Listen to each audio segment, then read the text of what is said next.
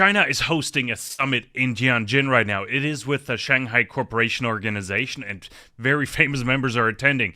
Russia, Putin, North Korea, Kim Jong-un is attending as well. And China is really trying to understand and maybe reshape the global world order. What does that mean? I've invited a phenomenal guest to the show, Professor Jiang. He can help us understand the mentality, what is happening right now on the ground, because he is based in China. He's based in Beijing, and I love getting different perspectives on this channel. We often look from one direction to the other. Let's look the other way. Let's try to understand what is the mission here of this summit, and what can we learn from it? How will that reshape future developments? Like, what can we take away as an investor from this summit? Because things like a new development bank are being discussed, and how will that challenge, for example, the IMF or the World Bank? So lots of implications could come out of this, and I'm really excited to learn more about it. Before I switch over to my guest, hit that like and subscribe button. It helps us out tremendously, and we much, much appreciate it. Now, Professor Jiang, it's a great pleasure to have you on the channel. Thank you so much for joining us. Thank you so much for inviting me, Kai. Yeah, it is your first time on the channel, and we need to, take a look into your brain first to understand where you're coming from. You run a really interesting YouTube channel called Predictive History with a lot of videos going viral because you're really managing to sort of connect game theory with geopolitics. Maybe tell us a bit more about the title or the name of your channel, Predictive History, and what do you try to achieve? Right. So I'm trying to start a new global intellectual academic movement, which is trying to reimagine history for the 21st century. I believe that if history is to be taught well and it is to be relevant, then it has to accomplish three goals. The first is that it has to connect the different elements of the past. It has to tell a coherent story of humanity. Second element is that it has to explain the present, where are things the way they are. And the third element is to predict the future, to give us insight into what could happen in the future. So my theory is that if we understand history, we understand that we are working with certain assumptions and values. These assumptions and values give us a theoretical framework to understand the present and the past. But then we can turn this theoretical framework into a predictive model to make assumptions and predictions about the future. And if these predictions turn out to be accurate, they validate our model. I believe that through this work process, we can get a better understanding of our past, present, and future, and therefore we as humans have better control over ourselves and our society. Very complex, but very interesting, because the history often helps us predict the future. We should learn from history, and it often repeats itself, right? Or at least it rhymes, so we should know our history, right? So really interesting. Maybe applying it to today, like I mentioned the summit that is happening in Tianjin right now. Like, how can we put that into context, like very broadly speaking at first? Yeah, so I think this summit in Tianjin shows the spirit and approach between the United States and China. The United States very much is interested in maintaining its hegemony. It's maintaining a unipolar world, and as a result, it is angering a lot of countries, including Russia, including Iran, including China. The Chinese approach is one that is based on a multipolar, institutional approach that tries to build consensus and harmony within the geopolitical system. The Americans are very much interested in projecting military might. The Chinese system focuses on ensuring that everyone benefits economically from cooperation. How is that? I'm trying to put some sense in it. It's a very complex topic, very interesting topic, of course, because the Shanghai Cooperation has members, as you said, like Russia, Iran, Pakistan, which we in the West, of course, don't regard as the most friendliest of nations. Like, how can you put that into a framework that is seen as friendly and makes sense? Like multipolar world, everybody's doing well. I think sounds like something we should all strive to achieve. But how do you get those players at the table and achieve that? Right. So the main difference is that Americans take an ideological approach to geopolitics.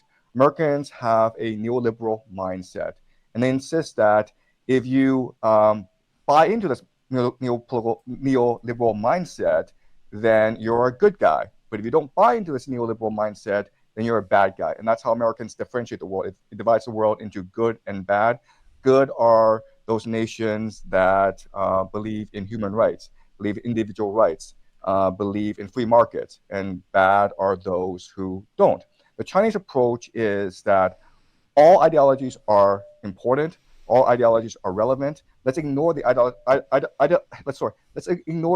ideological issue and focus more on how we can work together. And the way we can work together is through trade, open trade, multilateral trade. The positions of trade, though, and maybe China is at a bit of an advantage because it's, of course, the strongest partner in this. So, of course, it's an easy thing to say, let's work together and trade because they're the ones to be most benefiting from it, of course. What is China offering maybe other member nations of the Shanghai Cooperation Organization, and maybe in return? Because the U.S., I like the comparisons, is dealing with massive trade deficits, of course, because it feels like it's financing the world. What can China offer in return that partner nations like, I don't know, let's say Russia buys from China?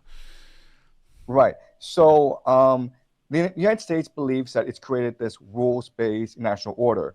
But if you look at it in reality, this rules-based international order, it's heavily biased towards the United States and its allies. Basically, what we've been seeing in the developing world for the past few decades is all these resources, precious resources, are going to the United States and the Western countries really cheaply. There's tremendous money laundering, capital flight from these third world nations to the first world nations. The elite of these developing nations have been co-opted by the Americans, and that's why we've seen pretty limited development, economic development in Africa, in South America, in the Middle East. And the Chinese approach is let's create a system in which there's more fairness, there's more equity, in which these developing nations have more ownership over the development process. And so China has been building infrastructure in Africa and South America. China has 31 ports that it invested in South America. And this infrastructure will enable these countries to better leverage their resources. Yeah, it's interesting because in terms of mentality as well, like Xi said that we shouldn't foster Cold War mentality between our nations, which is an interesting statement because, of course, here in the West, we're very anti-Russia. The anti-China is being promoted, of course, as well, because China always wants the best of us, meaning our money. So how do we get rid of that Cold War mentality? Maybe more detailed question, Professor Jiang, is like, what's the mentality towards the West in China? I'm curious. Well, I mean, most Chinese I've met love the West. If you're a Chinese parent, your greatest ambition is to have your child learn English and have your child go learn technology, science from Western countries, because the perception in China is that even though China has accelerated its economic growth these past 30, 40 years, China still lacks the West in terms of creativity, innovation. So they really want their children to go to the West and learn Western innovation and creativity. And that's really the power of Western soft power. The West has a great image in China. And this is really the main resource. This is really the main power that the West has, its image as a benevolent, creative, open, generous society. And that's why these past few years, all these conflicts that America has started has really done much damage to the Western image in China. By the way, it's like I want to make a switch on more to economic matters and turn how this SEO meeting sort of really also shapes economic trends as well. So, Right. Professor, it's really interesting because China is also offering like financial support to some of its member nations to maybe start establishing banks and foster international trade. What do you think is the number one takeaway from the economic side from this summit? Well, I think that because of the war in Ukraine, Chinese see an opportunity to reinvent, reimagine, reestablish the global financial order. So as you know, after Russia invaded Ukraine, the United States imposed sanctions on Russia, which in the long term discredits the credibility of the Western financial system. So the example is that right now, Europe and the United States collectively have frozen $300 billion in Russian assets. Now, that's a terrifying signal if you are a Chinese investor or you're a non-Western investor, because it seems that at any time your assets can be stolen from you. Also, remember the sections included that Russia would be eliminated from the SWIFT system. So Russia would no longer be able to use the SWIFT financial system. And so this has given an opportunity for China to build alternatives to the Western financial model, a model that would first and foremost protect the sovereignty of all assets. So if you invest in China, then the Chinese government would never, ever steal your assets. Also, to create an alternative to SWIFT to facilitate faster and to facilitate greater economic trade around the world. It's an interesting aspect because we've been talking about Project Enbridge, for example, here on this platform before as well, like new monetary just orders, maybe financial systems being installed as well.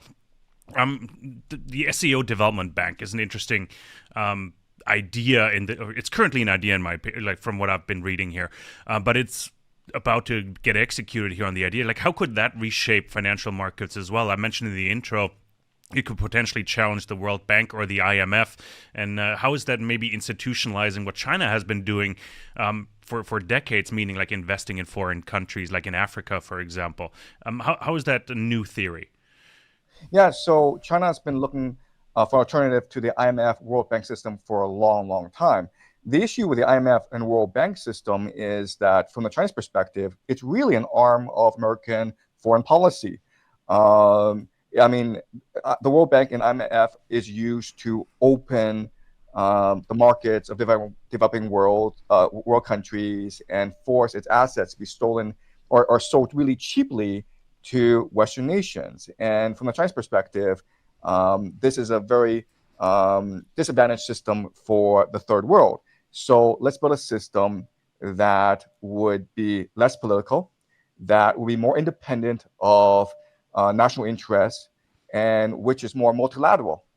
So having different stakeholders and ensuring that the consensus is built around the world to ensure that all nations benefit from a system. From the Chinese perspective, IMF, World Bank, they're all just an arm of American foreign policy.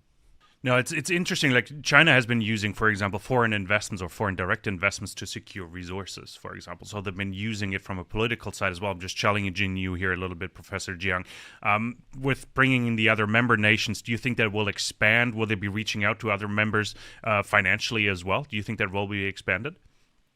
Well, I mean, that's a great point. I mean, if you're a nation and you have control over these multilateral organizations, then you're definitely going to want to use them to expand your national interests. That's just human nature. That's just geopolitics. That's the way it should be. The argument that China would make is that America has been in control of the system for too long, ever since the Bretton Woods conference. It's been and because it's always been a top dog, America has grown corrupt. It's grown arrogant. It's grown selfish. And because China is a new player in the game, then that benefits the world because China is forced to build consensus to ensure that relationships are more win-win and not so lopsided. So China really needs to go out and persuade the world to join its organizations. And that's a benefit to the world right now. What kind of developments should we be monitoring over the next 10 years, perhaps, out of the Shanghai Cooperation Organization? What do you think will have biggest impacts also on financial markets, since we're on a financial YouTube channel here?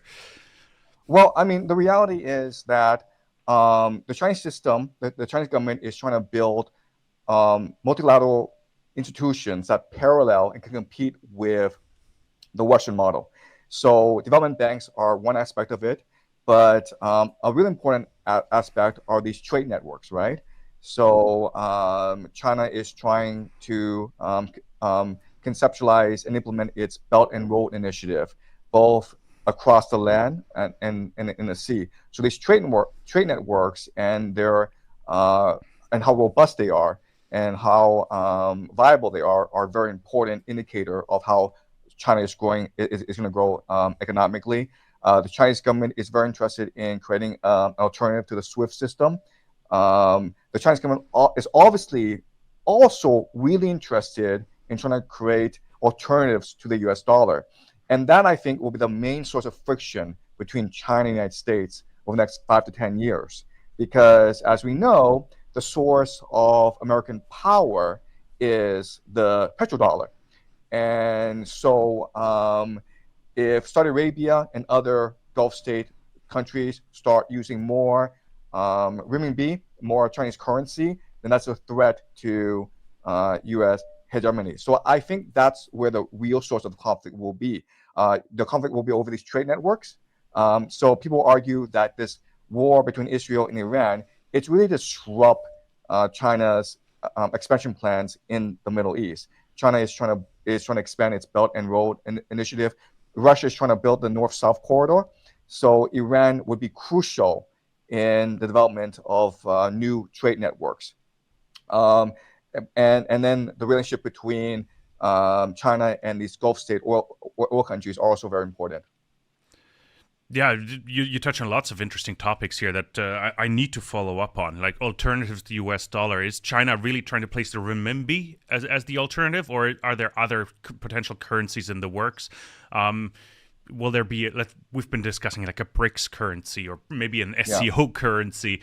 What are you hearing? What are you seeing? Look, I think Chinese policymakers are realistic. China practices a realpolitik form of geopolitics.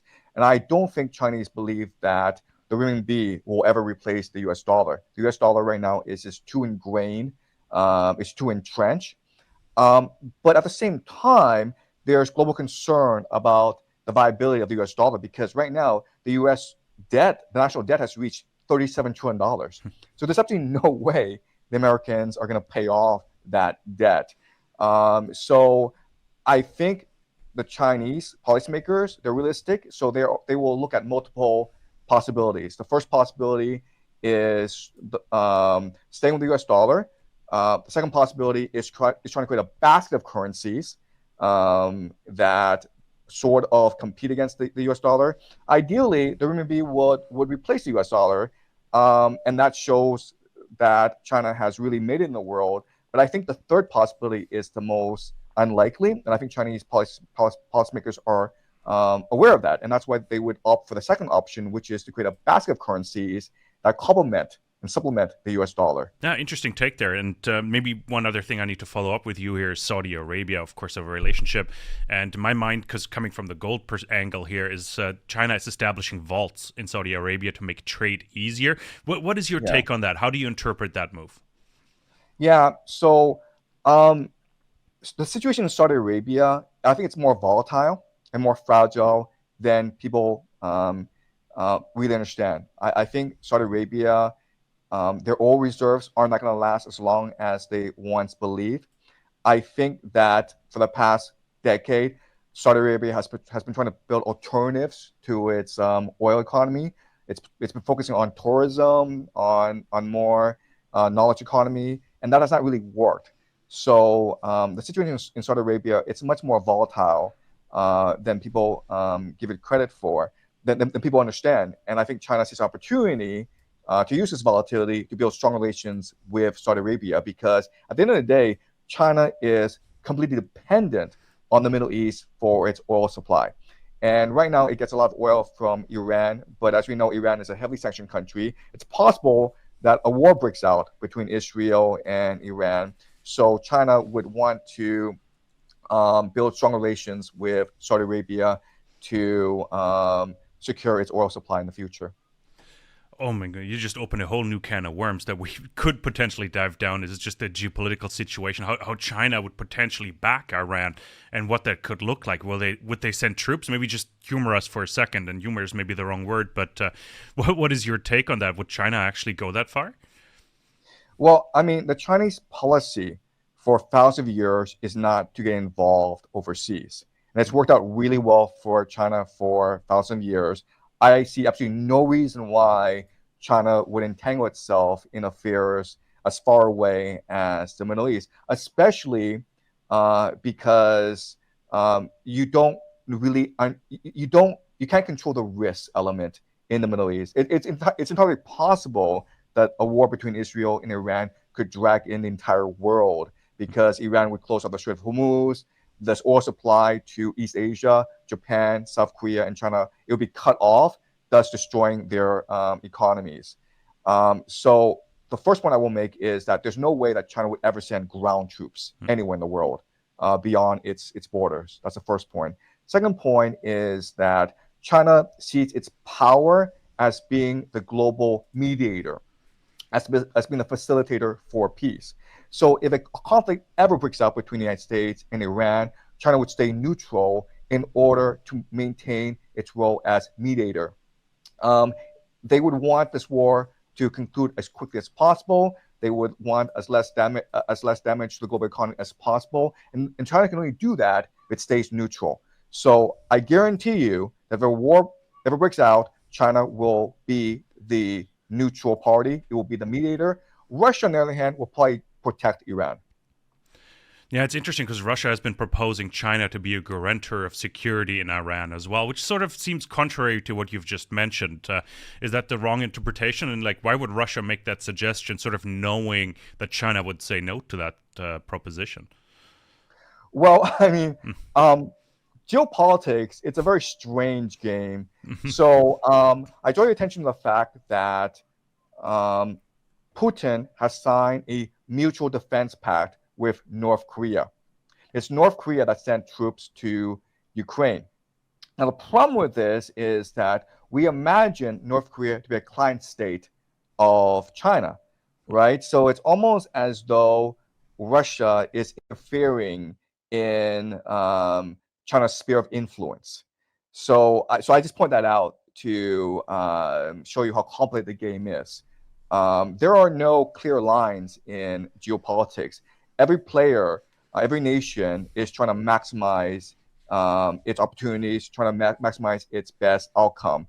And to do that, it has to maintain different possibilities. It cannot commit to one strategy. It has to be very flexible in how it sees the world. Professor Jiang, like having you on the show, like so many questions are popping into my head. I'm trying to get them in order because you're unique. You offer very unique perspectives that we don't often have here on this channel. But on the terms of geopolitics, like what is the relationship with China and India? Yeah, so the Chinese-India relationship is extremely tense. This goes back to the border war between India and China around the year 1960. This is like right after the founding of both the People's Republic of China as well as the Indian democracy.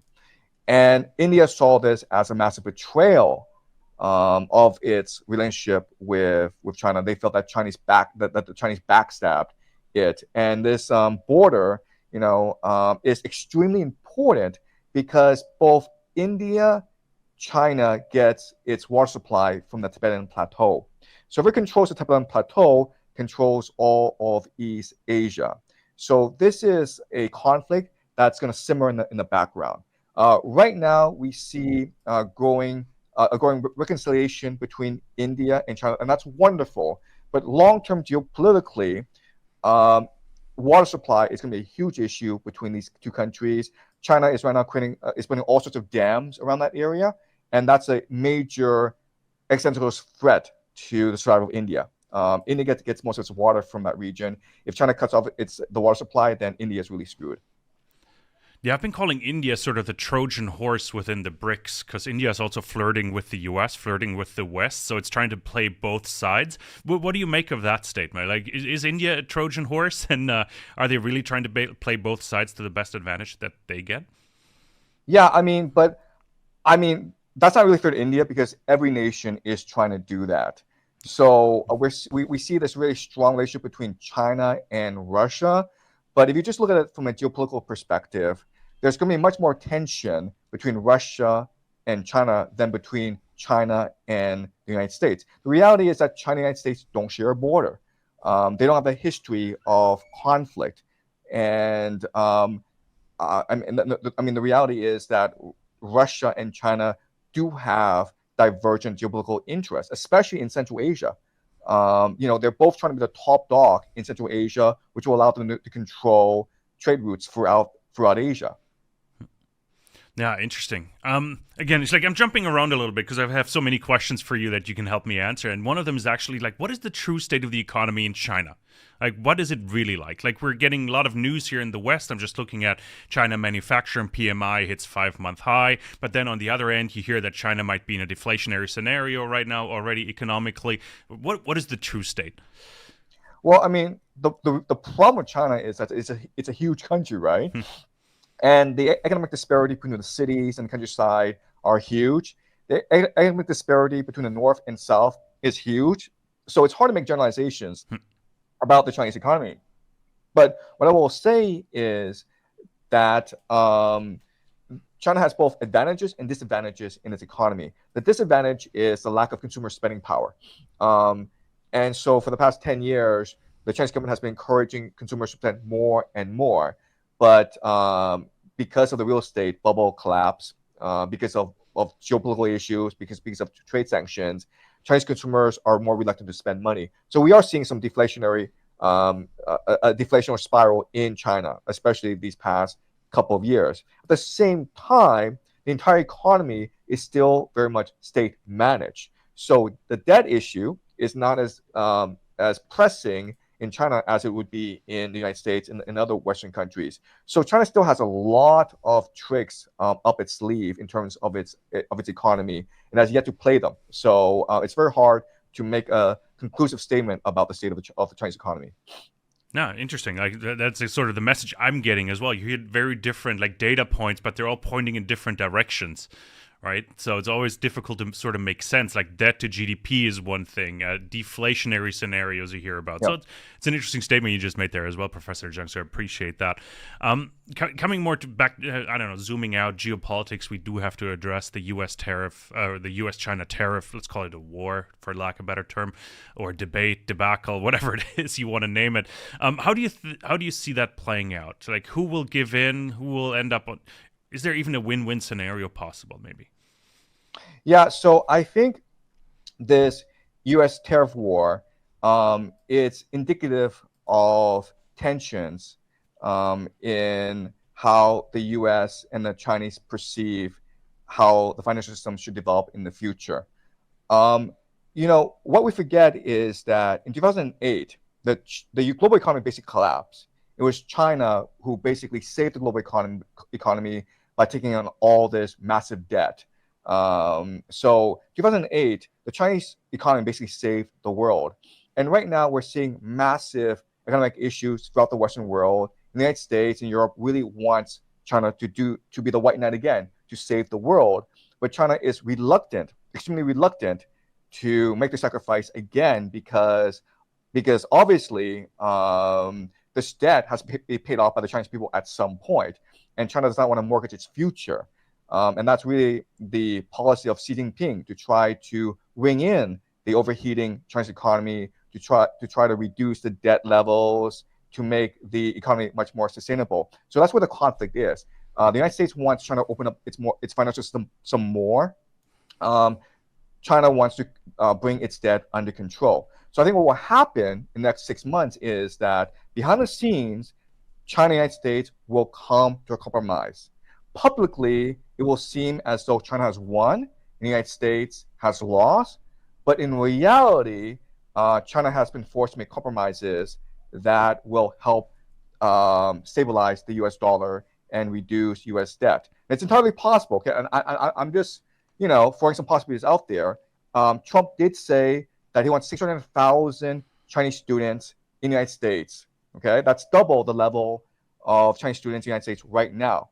And so how would China pay for this? Well, Chinese consumers would take out a lot of debt in order to finance their children going to the United States to study. And this would be a win-win for everyone, right? The United States would get more consumers. It would basically save the American higher education system, and Chinese get a better education. Yeah, it's interesting. Like compromise, I think that's what it comes down to. Because it's so multifaceted. It's very difficult to actually come up with proper scenarios and even put it in proper terms, in my opinion, especially with being bombarded with so many news items as well.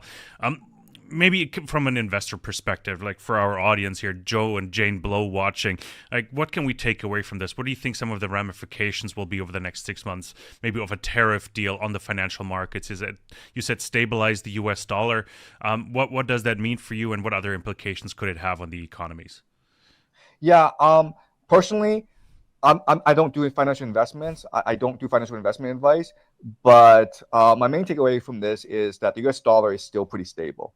And China will eventually come to a rapprochement with the United States. I think one of the biggest surprises, one of the biggest geopolitical surprises for the next year, possibly half a year, is how quickly the US-China relationship improves. That is a statement. I like hearing that, and that'll be fascinating because I want to see that as well. Because right now everything seems to be going head to head here with potential for disaster, quite honestly. And we haven't even touched on Taiwan yet, and what that actually means and how complicated that situation is, because it hasn't been thrown into the whole discussion. That's why I've sort of left it out. It seems to be on the periphery. I'm maybe just 2 seconds on that. What is your take on that? On that matter? Okay, I'll bet you $1 million China does not invade Taiwan. Okay, I'm willing to make that bet. I don't have $1 million to bet, but I'm willing to make you that bet. I will go and borrow $1 million and I'll make you the bet that China does not invade Taiwan. Right? The Pentagon has been promoting this in order to get more funding for its East Asian operations. This is not being discussed in China. No one's thinking about Taiwan right now. Well, I've been hearing very little about it lately. So it's just in my research for this interview, it's popped up, but very on the periphery. So I was like, okay, it doesn't seem to be a big topic of negotiation or discussion at all right now. So yeah, it's not even an issue in Taiwan. You would think that of all the countries in the world, the country that would be most afraid of an invasion, the country that would spend a lot of time in the news media discussing a possible Chinese invasion would be Taiwan. But go to Taiwan, spend a month there, spend a year there. They don't talk about it. They don't care. It's not relevant to them. No, fantastic. Really, really interesting. Professor Jiang, just like, I'm so appreciative of your time. Very unique insights. We'll definitely have to have you back in 6 months, the latest, to see if your predictions and about the U.S.-China relations are coming true. We all hope so. Hey, if China invades Taiwan, invite me back and I'll give you $1 million. I'll come and collect as well. Yeah. No, fantastic. Professor Jiang, really appreciate it. I'll definitely, as I mentioned before to you before hitting the record button, I've downloaded quite a few episodes of your YouTube channel to my iPad for my travels this week to catch up on. Really, really great content. Thank you so much for putting that out, and thanks so much for joining us. We'll send everybody to your YouTube channel. How can we direct our viewers to you? Yeah, so my YouTube channel is Predictive History. Just type it in YouTube and my videos will come out. And on my YouTube channel as well will also be links to my Substack. So yeah, best place is to watch my videos. Fantastic. Awesome. Thank you so much for joining us. Really, really appreciate it. And everybody else, thanks so much for tuning in to Soar Financially. I love this episode with Professor Jiang. Very different perspectives. It's really refreshing to hear different angles as well. Hope you appreciated it as well. If you did, put a comment down below. Let us know what you think. And of course, if you haven't done so, hit that like and subscribe button. Helps us out tremendously. Beat the algorithm, who's an absolute nasty beast these days.